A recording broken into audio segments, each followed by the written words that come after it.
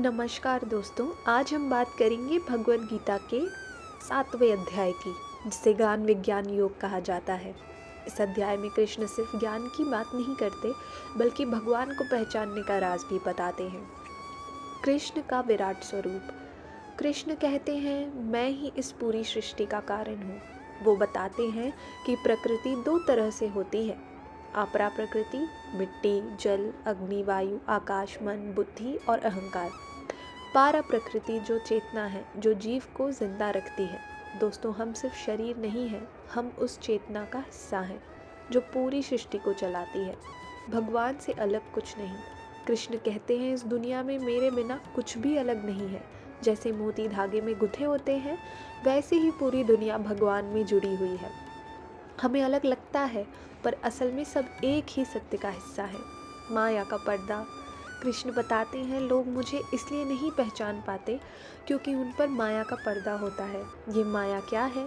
अहंकार, लालच, कामना, अटैचमेंट। जब तक ये पर्दा रहेगा, तब तक सच दिखाई नहीं देगा। कौन भगवान को याद करता है? कृष्ण कहते हैं, 4 तरह के लोग भगवान की शरण में आते हैं।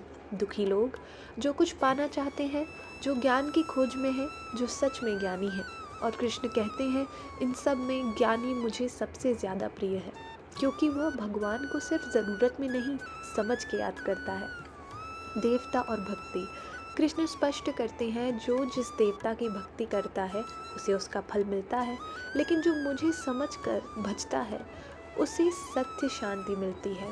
इसका मतलब ये नहीं कि बाकी भक्ति गलत है, बल्कि ये कि समझ के की गई भक्ति सबसे गहरी होती है।